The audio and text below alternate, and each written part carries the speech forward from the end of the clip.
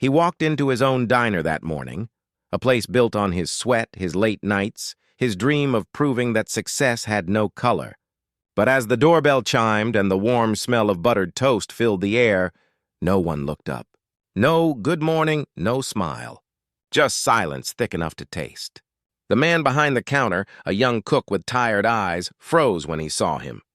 And then came the whisper. Soft, sharp, slicing through the hum of the fryer. "That's him? The owner? He's black?" For a moment, time stopped. The sizzling oil, the clatter of plates, even the hiss of the coffee machine, all of it seemed to vanish. He'd come undercover, wearing a plain jacket, no name tag, no power. He wanted to see how his staff treated customers when they thought no one important was watching. What he didn't expect was to become the target himself. The waitress avoided his eyes when he ordered. The cook's hand trembled on the spatula. A couple at the corner booth whispered too, their heads leaning close, their glances cutting like glass. He felt the weight of every stare, every smirk, every unspoken judgment pressing down on him.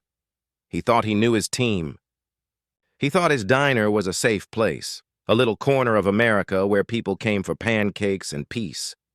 But in that one moment, he realized he didn't know what truly simmered beneath the surface, and as the toast popped up, perfectly golden, untouched, he understood something chilling. Sometimes the ugliest truths hide behind the warmest. Smiles. What he discovered that day would expose more than prejudice. It would uncover the dark secret his own business was built upon. This isn't just the story of a man undercover. It's the story of what happens when truth walks into a room that's built on lies, and everyone looks away. He'd always loved mornings before the world woke up. The diner came alive slowly, like it was stretching its arms after a long night. The smell of coffee, the faint hum of the fridge, the flicker of the neon open sign blinking to life. For years, this was his rhythm. Marcus Bennett, owner of Bennett's, a small-town diner that served pancakes as big as plates and stories even bigger. To most people, he was a local success story. A black man who built something from nothing in a place where the odds were stacked high and quiet prejudice ran deeper than it looked. But lately, Marcus had started to wonder what people really saw when they looked at him, or if they ever really saw him at all. His face was on the diner's wall, smiling proudly in a framed photo next to the first dollar he'd ever earned. Yet he'd overheard whispers before. Small things, comments that curdled under the surface. A regular who joked about how times had changed, a supplier who hesitated just long enough before shaking his hand. He brushed it off, always choosing professionalism over confrontation. But inside, something began to stir, a quiet unease he couldn't name. When he wasn't in the diner, Marcus was a father, a mentor, and the kind of man who believed that kindness could fix almost anything. He sponsored local kids, offered free meals to the homeless, and kept the same crew for years. But something about their smiles lately felt rehearsed. A little too careful, then came the complaint. A regular customer, white, middle-aged, had sent an email claiming one of the waitresses treated some customers differently. She didn't say how. She didn't have to. Marcus felt that spark of suspicion return, twisting into doubt. He couldn't shake the feeling that his diner, the one place he thought was free from ugliness, might not be as honest as he'd believed. So he made a decision. He'd go undercover, no suit, no title, no warning. Just a quiet man ordering breakfast at his own counter. A test of loyalty, of truth. He thought he was investigating his employees. He didn't know he was about to uncover something far more disturbing, something that would turn his dream into a reckoning. He arrived before sunrise, the sky still holding onto its last thread of indigo. The diner lights hummed to life in a soft, buzzing glow that turned chrome surfaces into pale rivers.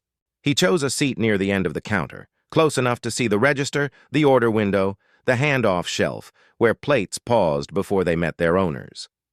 In the window's reflection, he studied the choreography he had paid for. Open palms, quick steps, a rhythm meant to say welcome without a single word. It should have been a comfort. Instead, it felt like watching a song played slightly out of tune. He kept his order small on purpose. Toast and black coffee. He wanted to see what happened before the rush crowded the room with easy excuses. Time passed in small, measurable units. The soft scrape of a spatula, the clink of a spoon, the vibrating sigh of the coffee maker. Plates came out, fanned down the counter, and found hands they were meant for. His coffee didn't arrive. His toast didn't pop. A man who had entered after him removed his hat and checked his watch. His plate landed within minutes, eggs shining, toast shimmering with butter. Another customer asked for extra syrup and got it so fast the bottle tapped the saucer before the thank you could catch up. He looked down at the pale, empty space in front of him, the still-wrapped cutlery set resting like a suggestion. When his coffee finally arrived, it sat an inch from the edge, where one thoughtless bump could have sent it over.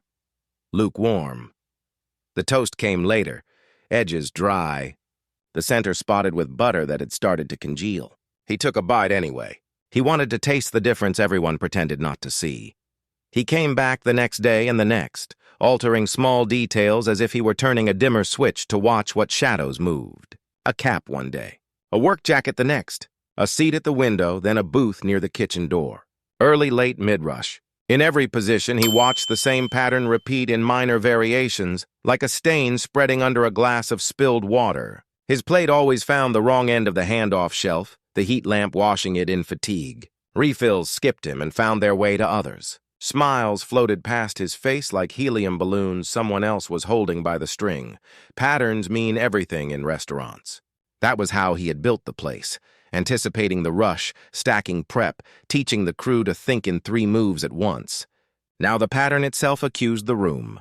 A couple with church bulletins tucked into their sleeves got menus before they sat down. A teenage boy in an oversized backpack waited in the doorway long enough to look like a coat on a rack. A delivery driver wearing a dust-streaked hoodie stood at the counter while the register screen blinked at no one, then drifted away without a receipt. Each moment alone could be written off as oversight. Together they felt like a rule. He tracked the time between orders and plates, between requests and responses. He learned the small tells of bias the same way he had once learned the diner's gas lines and breaker box, as a series of hidden levers. A certain way a smile tightened when facing him, a softening that appeared as if by magic for others, a step that shortened for some tables and lengthened for his. The gap was never a canyon, never large enough to point to without sounding petty, but it was there, as precise as a clock. On the 4th morning, he watched something he could not ignore. An older man walked in, shoulders rounded by years of manual work, the quiet carefulness of someone who understood how much space he took up. He chose a seat 2 stools away. The waitress set a paper cup on his saucer, even though every other customer had real mugs. The older man held the cup as if it were something hot enough to respect, and when he set it down, a ripple of coffee clung to the rim. Minutes later, a table across the room received heavy ceramic mugs that kept heat like an embrace. The older man lifted his paper cup again, sipped, and set it down with the faintest wince. He did not complain. He did not ask for another. He had learned not to. The staff moved with practiced ease, but underneath it, an invisible sorting mechanism seemed to allocate respect like a scarce ingredient.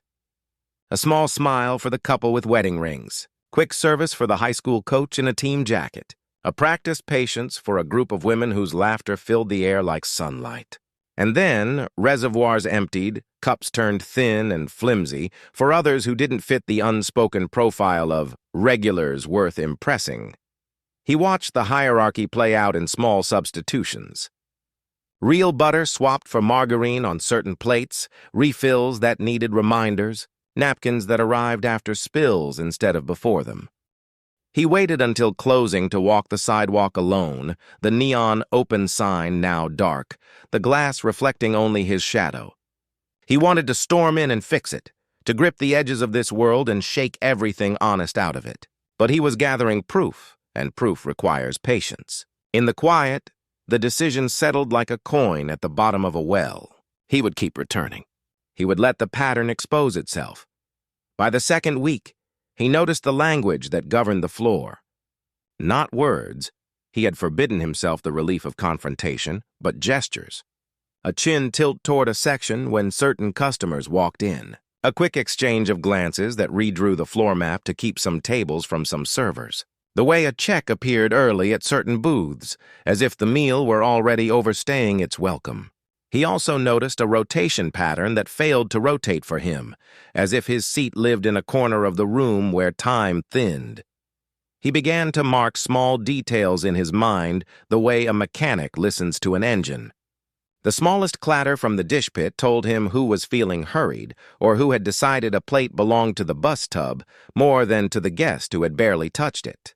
The register tape told stories, the voids, the comps, the discounts applied selectively.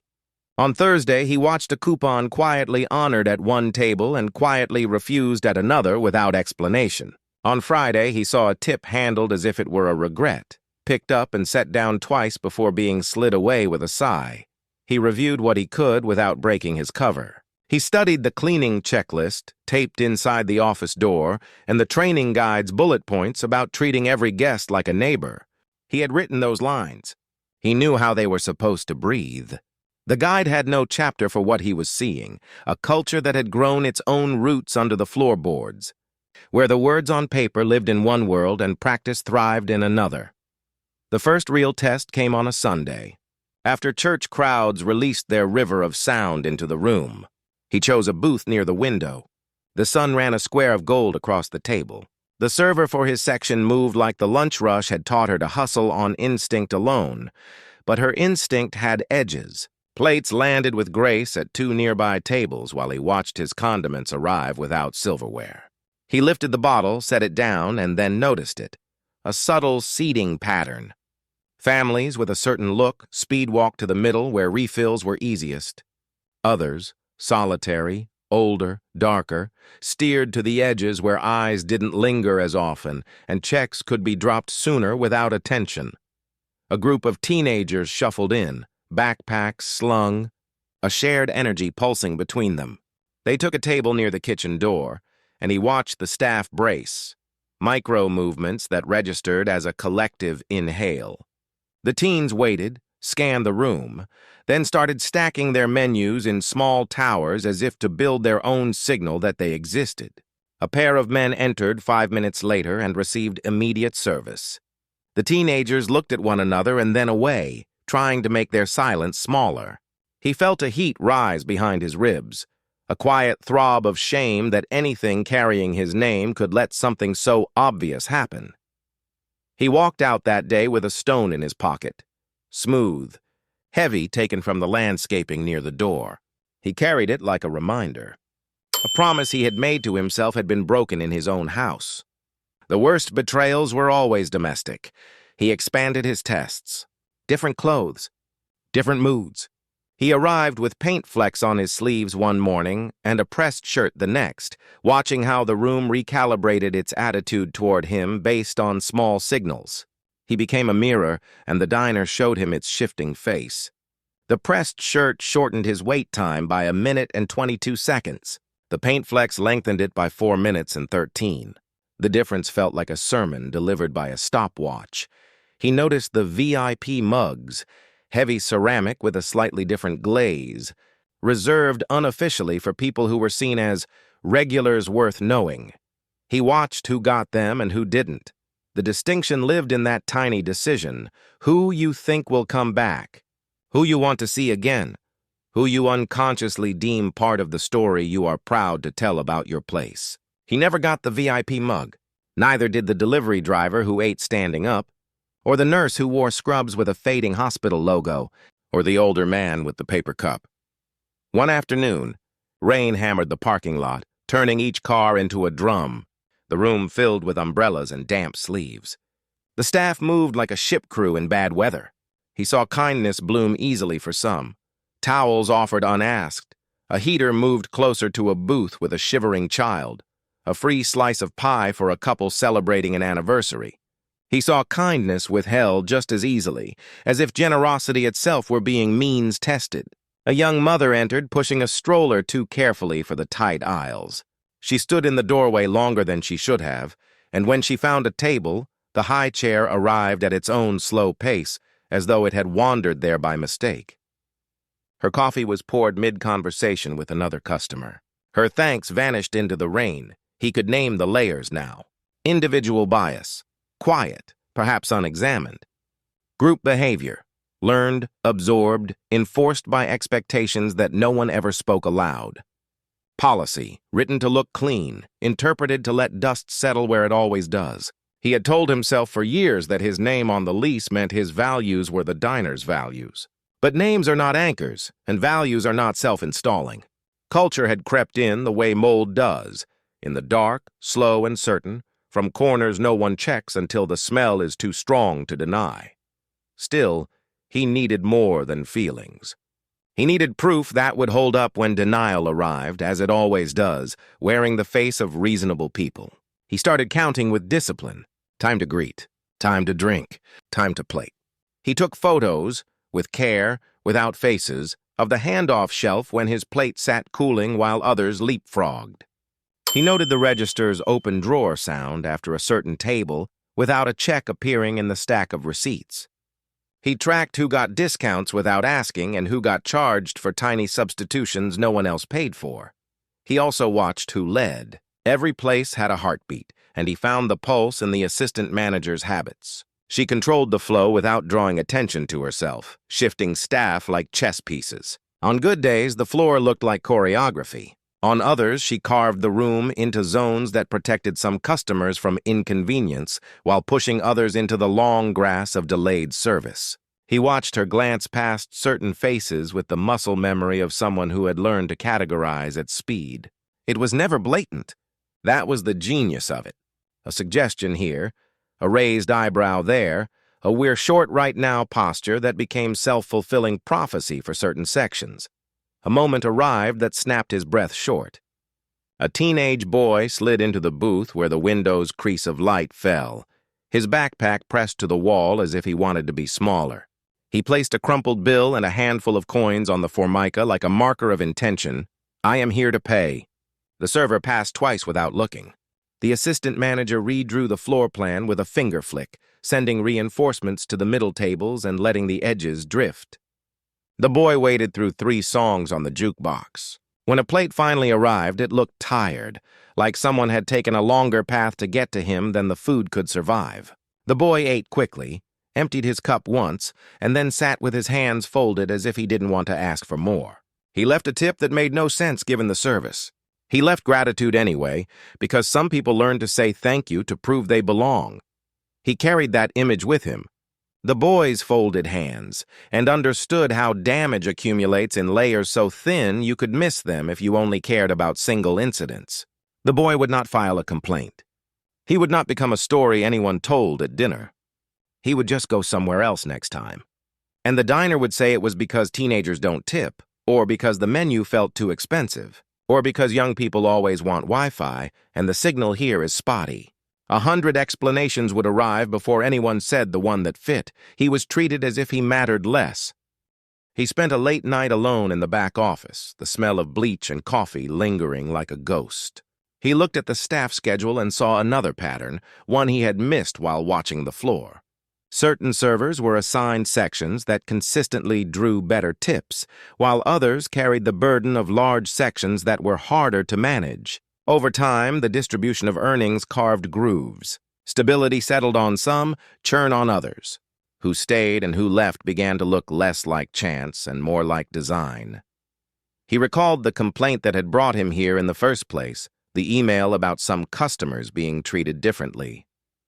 He found it in the archives and read it again without the defensive heat he felt the first time. The language was restrained, careful, the kind of caution a person uses when they know they could be dismissed as overly sensitive. He heard the unsent sentences between the lines. He had let it slide with a meeting and a reminder. He saw now how shallow that was. Another Sunday came. He arrived in the middle of the busiest hour when the room crackled with momentum. The assistant manager's gestures grew more pronounced under pressure. The staff read her signals like road signs. He watched the late check maneuver appear at 2 tables in the same minute. Checks delivered with the last bite, a polite push toward the door disguised as efficiency. Those 2 tables had something in common. He wrote it down in his mind and tasted the metal tang of anger. What would happen if he stood up now and told the room who he was? He rehearsed the reveal in his head like someone practicing a rescue they aren't ready to perform. But reveal without proof leads to a familiar place: denial, defensiveness, tears that protect the status quo. He needed the pattern on paper. He needed the room's reflection to be undeniable when held up to its own face. He arrived before dawn on a Tuesday with a maintenance jacket and a tool bag. He had every right to be there. Owners have master keys for a reason. He placed a small notebook on the underside of the manager's desk. Simple, analog, something that would force him to write and not just seethe. He made a commitment as the sunrise turned the windows soft and the grill warmed. He would document the next week in full. Every seating, every wait time, every comp, every discount, every refusal. He would build a map of the invisible. The week unfolded like a slow avalanche. A white-haired woman entered and was guided to a booth that always got the strongest server. Her strata of belonging was affirmed in every gesture. A young black couple with a toddler arrived and were steered to the back where the high chair legs snagged on the sticky tile. And by the time silverware arrived, the toddler had found the sugar packets and poured their grains like tiny glass. A man in a trucker cap received an extra sausage link on the house without asking. A man in a security guard uniform at the counter received an upcharge when he swapped toast for a biscuit. He noted the good morning count, who received it and who did not. He counted the invisible favors, the ones no one puts on a receipt. Water glasses refilled unasked, napkins delivered before spills, a second check on whether everything tastes right. He counted the invisible burdens. Checks dropped early, credit card receipts collected quickly, the extra beat of silence when a person of color asked for something that others received as a default. He saw the staff's narrative forming even as he built his own. We're slammed. We're short-staffed. We're doing our best. All true, often. But crisis, he knew, doesn't create character so much as reveal it. And in the strain, the unexamined rules flexed their muscles. The assistant manager's hand signals became blunt instruments. The hostess's smile narrowed. The kitchen's priority system tilted. A crack became a fissure. On Thursday afternoon, a hardware store owner he recognized from sponsorship banners on Little League fences got a tour of the kitchen as if it were his right. The assistant manager ushered him behind the counter, past the line where hairnets and gloves were required, and placed a plate in his hands like ceremonial proof of importance. In that same hour, a man with paint stains on his jeans was asked to wait by the door for a table that sat empty for 3 minutes while staff floated past it. He recorded both in his notebook. He felt his jaw ache from being clenched so long. That night, he walked the perimeter of the building again. He imagined ripping everything down to the studs and starting over. But that would not cleanse what had happened. It would only do what people always do when faced with something ugly: hide it with new paint. Accountability wasn't demolition. It was light. On Friday, the boy with the backpack returned. He chose a different table, waited a different amount of time, received the same kind of service that told him the place had decided who he was before he ordered. The boy ate quickly again, stacked his plate at the end as if to make himself easier to manage, and left before anyone asked if he wanted dessert. The tip he left this time was smaller. He had learned something, too. The storm arrived late that night, wind lifting leaves from the parking lot into small tornadoes. He sat alone in the last booth with an empty plate, waiting for the closing routine to wind down. He caught a fragment of a moment that pinned him to the seat. The assistant manager stood with 2 staff members, and although he couldn't hear words from where he sat, he could read the body language. A reenactment of a service interaction they found amusing.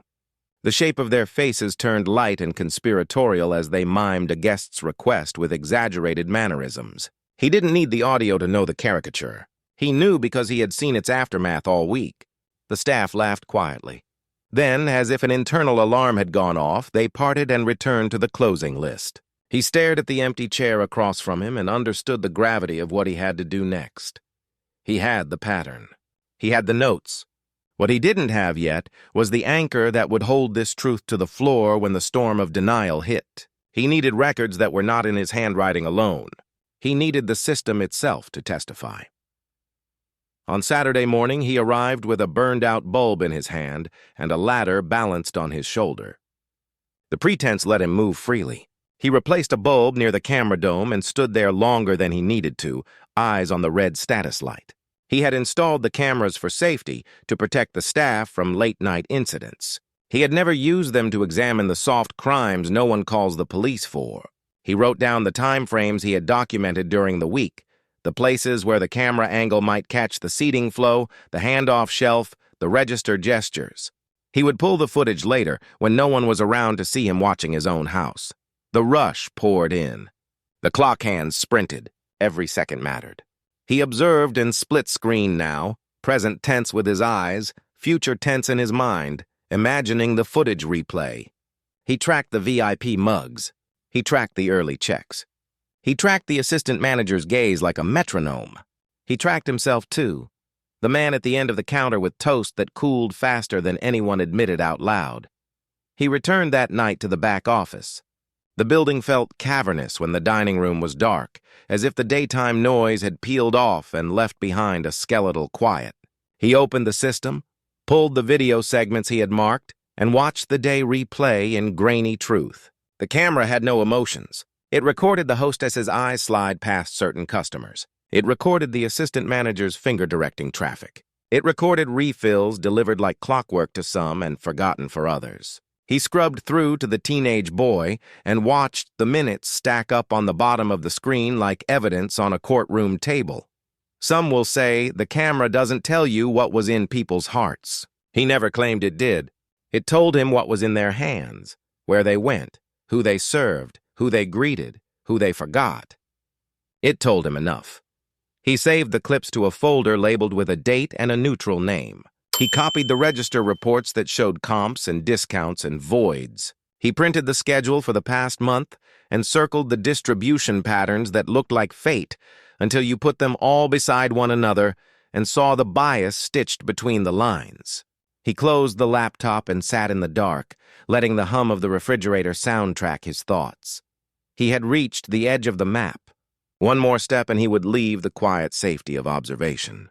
The next stage would demand a different kind of courage.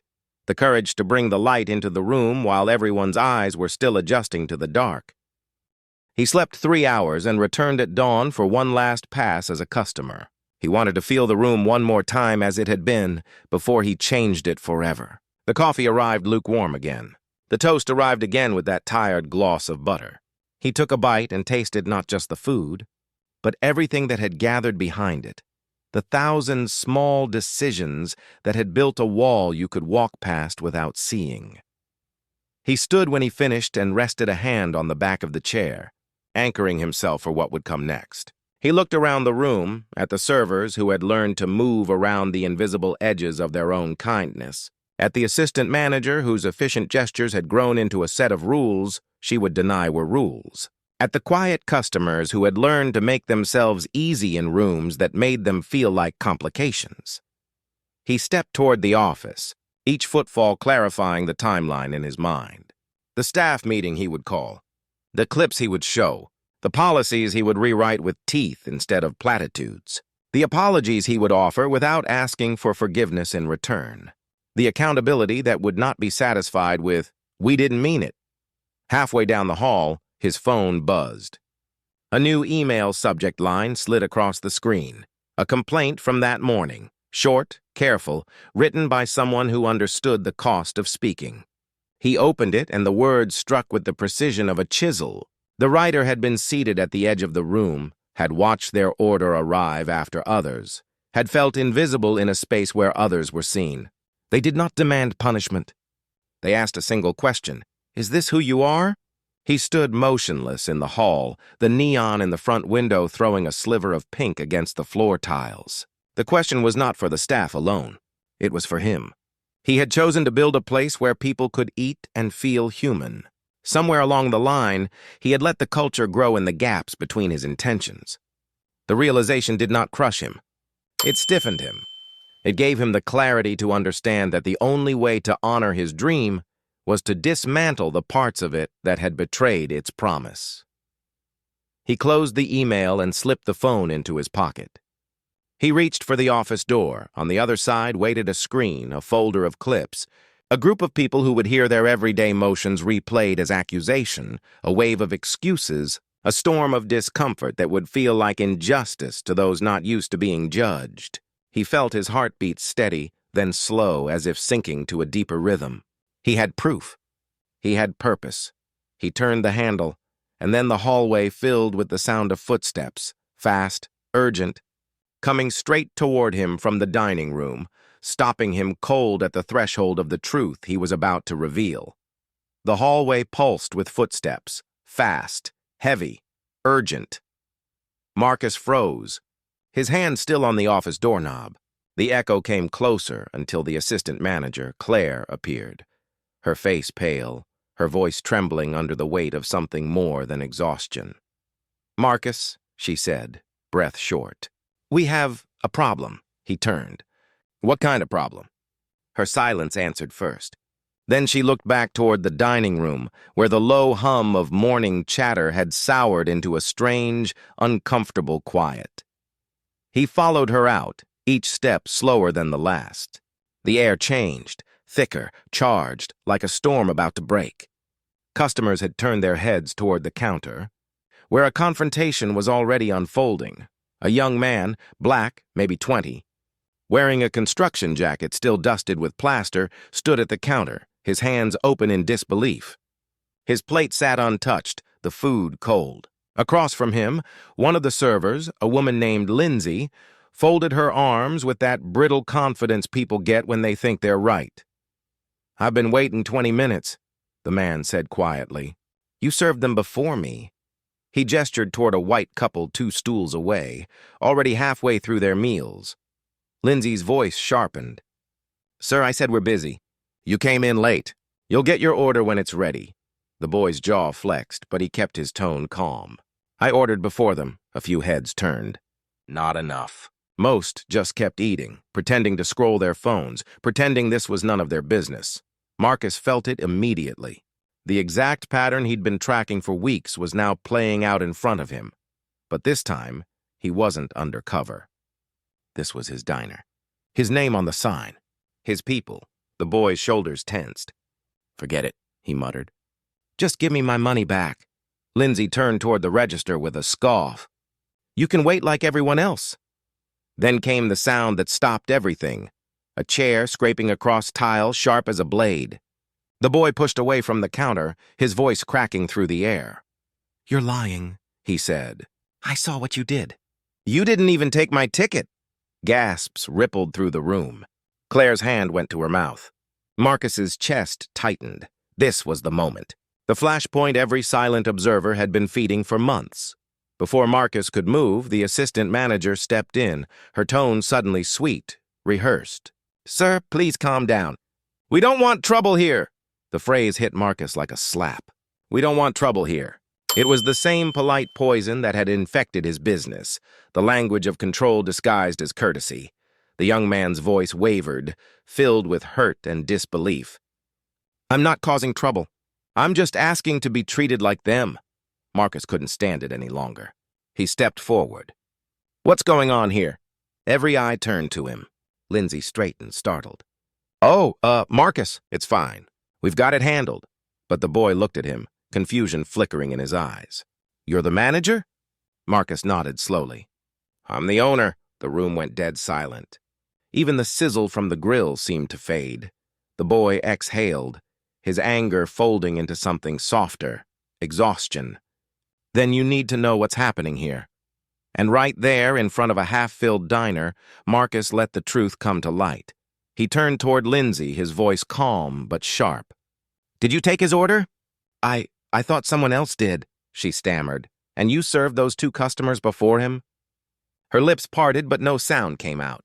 The couple beside her set down their forks, suddenly fascinated by their plates. Marcus looked around the room, at the faces pretending to be invisible. "Did anyone else see what happened?" No one answered. No one ever did. The silence screamed louder than any confession. He turned back to the boy. "What's your name?" "Tyrell." "Tyrell," Marcus said, his throat tightening. "You deserve better than this. I'm sorry." He meant it.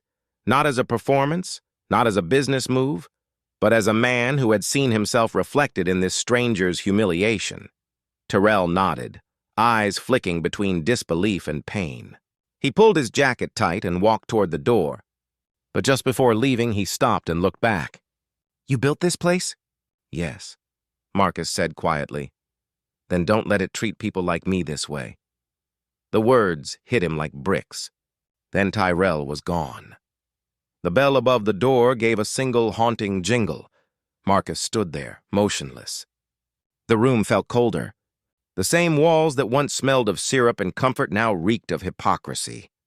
When he finally spoke, his voice carried a tremor that silenced even the utensils. "Everyone," he said, "I need you all to stay." Claire hesitated. "Marcus, maybe we should—" "No," he interrupted. "No more later. No more waiting." He walked behind the counter, his movements deliberate, mechanical, as if each step was peeling back another layer of denial. He reached under the register, pulled out the small remote that controlled the dining room TV, and turned it on. The screen flickered to life. A black and white feed appeared. Security footage from the week before. Marcus had queued it up the night before, ready for this moment. The staff's faces changed instantly. Fear, confusion, dread. The footage played silently, looping scenes that looked eerily similar to what had just unfolded. A black couple waiting while others were served first. A Latina mother ignored for minutes at the counter. A white regular greeted with a handshake and coffee before sitting down. No sound. Just proof. The truth playing out in front of them, undeniable, unforgiving. Lindsay turned pale. Claire stepped back, whispering, "Oh my God." Marcus let it run. Let them all see what they had built beneath his nose. Then he spoke, slowly. "This is what I've been watching for weeks. This is what I saw when I came in undercover." A ripple of gasps. Someone dropped a tray. He continued, voice shaking with equal parts fury and heartbreak. "You smiled at me every morning. You called me boss. You told me this diner was like family. But this," he pointed at the screen, "isn't family. It's a sickness we've been feeding." Claire's voice cracked. "Marcus, we didn't mean—" He cut her off. "That's the problem. You never mean it. None of you ever mean it. But it happens. And it hurts. And you act like it's invisible because pretending not to see is easier than facing it." The footage looped again. The teenage boy with his folded hands. The forgotten refills. The paper cups where mugs should have been. Lindsay began to cry. Others turned away. Marcus didn't stop. "I gave every one of you this job because I believed in fairness. I thought we could build something different here. But somewhere along the way, you learned the same lessons this country keeps teaching. Who matters more, and who deserves to wait." He walked to the middle of the floor, his voice breaking. "I came here undercover because I thought maybe it was just a mistake. Maybe a bad day. But what I found wasn't a mistake, it was a mirror. And I hate what it showed me." For a long, unbearable moment, no one moved. Then one of the younger servers, a quiet kid named Hannah, spoke up. Her voice barely carried. "I noticed it too. But I didn't say anything. I didn't want to lose my job." Marcus turned toward her. "And that's how it lives. Not through hate. Through silence." He looked at everyone.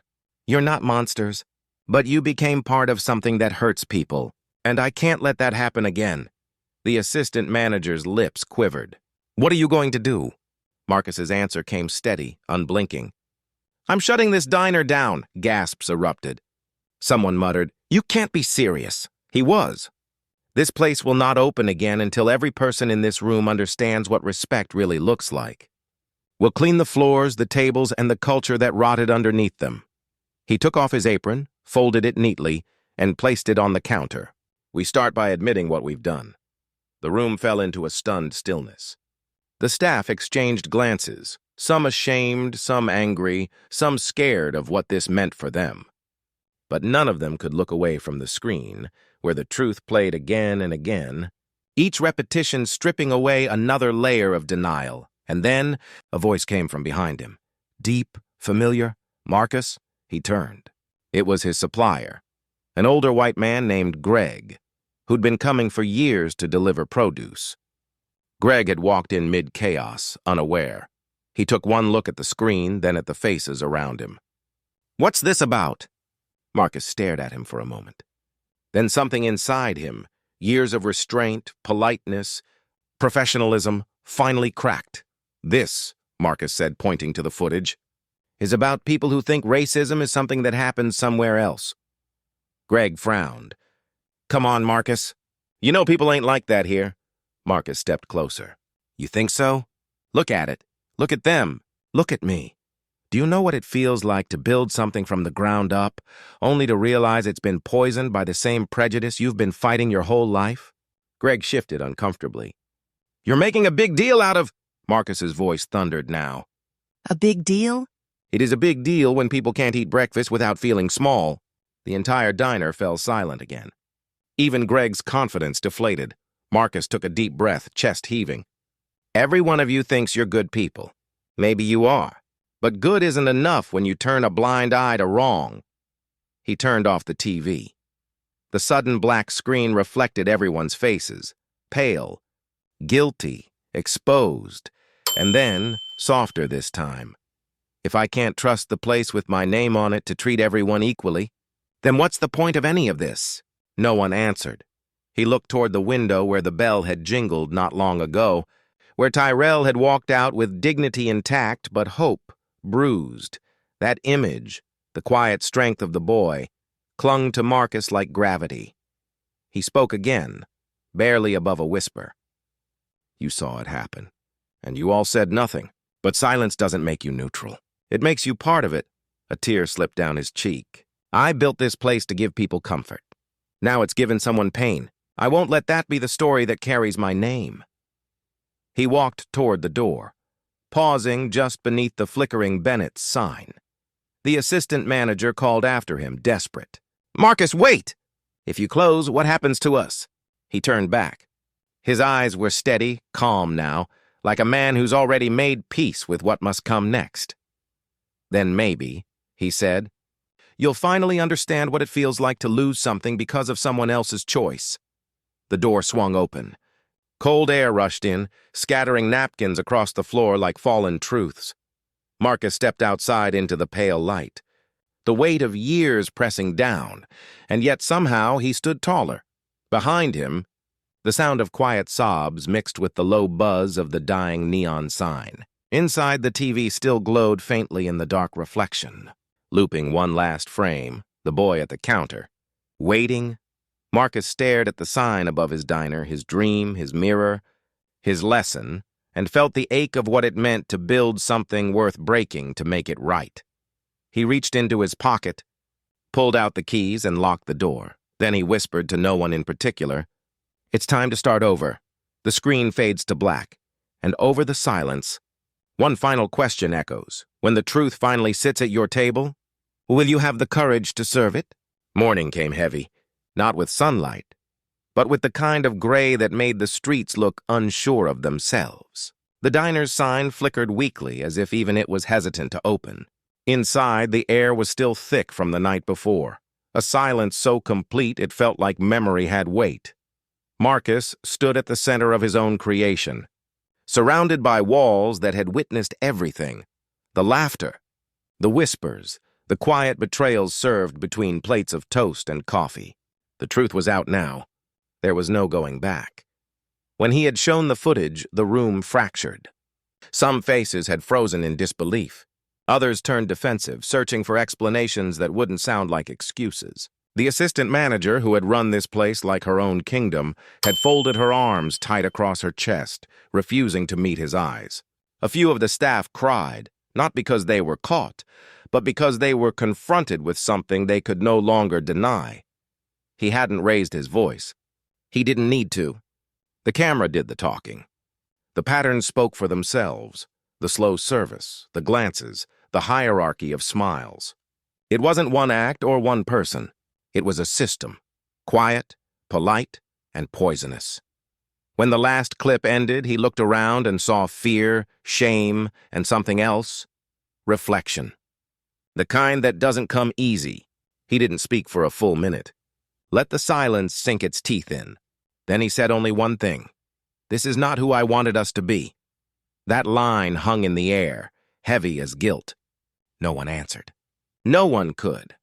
Over the next few days, the diner became a battlefield of reckonings. Customers came and went, some pretending they hadn't heard the rumors, others coming just to see him, the black owner who caught his own people discriminating. The story spread faster than the smell of bacon on the grill. Local papers picked it up, social media twisted it, and the phone wouldn't stop ringing. Some called him brave. Others called him a traitor for exposing his own. A few said what they always say, that it wasn't about race, that people were being too sensitive, but Marcus had stopped caring about what made people comfortable. He knew that comfort was part of the problem. Comfort had allowed this to exist under his roof for years. Comfort had told him to be patient, to be diplomatic, to let it slide. And sliding had turned into sinking. He took action the only way he knew how, with accountability. He shut the diner for a week. A handwritten note taped to the glass door read, "Closed for rebuilding, not the walls, but the people inside." Some of the staff didn't return when it reopened. They sent polite texts or long explanations about needing a fresh start. Marcus didn't stop them. He knew healing requires loss, and sometimes loss clears the way for something purer. Those who stayed went through training that wasn't about customer service. It was about humanity. He brought in speakers, community leaders, people who had lived through what his staff had unconsciously perpetuated. He didn't demand apologies. He demanded awareness. He demanded they look at themselves in the mirror and ask, why? The diner changed, slowly, awkwardly, but visibly. The regulars noticed first, the way staff now greeted everyone the same way, the way they lingered to ask if someone's day was okay, the way they learned names they used to forget. The old rhythms returned, but this time the song had meaning. Yet the transformation wasn't just inside those walls. Marcus changed too. He had gone into that experiment to catch wrongdoing, but what he found was a reflection of the world he lived in. The prejudice he'd exposed wasn't unique to his diner. It was everywhere, in offices, in schools, in boardrooms, hidden behind smiles and policies and unintentional mistakes. The truth was bitter. Racism didn't always shout. Sometimes it whispered through habits, through small preferences, through invisible divides that everyone pretends not to notice. He thought about his father, the man who taught him to work twice as hard to be treated half as fair. He thought about his son, who once asked if people would ever see him for more than his skin. And he realized this fight wasn't about one diner. It was about the spaces we all occupy and the quiet choices that decide who gets warmth and who gets the cold toast. When the diner finally reopened, he stood behind the counter again. Not undercover this time, not testing anyone, just present, real. The first customer was an elderly man he'd never seen before, a retired teacher passing through town. The man looked around, smiled, and said softly, "Feels different in here." Marcus nodded. "It's supposed to." He poured him coffee, hot, fresh, without hesitation. And in that small, ordinary act, something sacred happened. For the first time in months, the diner felt honest. Word spread again, but this time the story carried hope. Community leaders visited. Local schools brought students to talk about bias and empathy. The diner became more than a place for breakfast. It became a classroom, a mirror, a space where people confronted the things they'd been too afraid to name. Of course, not everyone liked it. Some customers never came back. Some accused him of bringing politics into pancakes. Marcus didn't mind, because the truth was, racism had always been there. It wasn't politics. It was people, and pretending otherwise was the most dangerous lie of all. In the quiet after the rush, he'd sometimes stand by the window watching cars glide past. He'd remember the whisper that started it all. "He's black?" and feel both the sting and the purpose in it. That whisper had cracked something open that could never be sealed again. He had faced humiliation, anger, betrayal, but also awakening. And he understood now that exposure wasn't destruction. It was rebirth. Sometimes, to rebuild something better, you have to burn away what's rotten first. One evening, as the sun melted gold across the countertop, Marcus watched his new team laugh together. Real laughter, not the nervous kind that hides behind politeness. A young waitress refilled an old man's coffee before he even asked. A cook came out of the kitchen to apologize personally when a dish was late. The atmosphere had shifted. Not perfect, but alive. He smiled. For the first time, he didn't feel like an owner watching over people. He felt like part of something human. But deep down, he knew this wasn't the end. It was just one battle in a war fought every day in invisible ways. The war against indifference, against assumptions, against silence. He locked up that night, the bell above the door giving its familiar jingle. As he turned off the lights, his reflection caught in the glass. Older, maybe, but stronger, wiser. He realized he had seen both the worst and the best of what people are capable of. And somewhere between those extremes, he found purpose. This story wasn't about a diner anymore. It was about a truth we keep running from, that racism doesn't always announce itself. It doesn't always wear a hood or carry a slur. Sometimes it's the space between greetings, the tone of a server's voice, the hesitation before a handshake, the look that lasts 1 second too long. Marcus had learned that fighting racism isn't about catching villains. It's about confronting moments, the tiny, silent ones that reveal who we really are when no one's watching. So he made a promise, not just for his diner, but for himself, to never let comfort disguise cruelty again. To never confuse quiet with peace. And as he walked out into the cool night air, he looked up at the flickering sign, Bennett's, glowing softly against the dark. It wasn't just a name anymore. It was a statement. A reminder that change starts not with laws or speeches, but with someone willing to see the truth, even when it's ugly, even when it hurts. Because sometimes the bravest thing you can do isn't to fight others.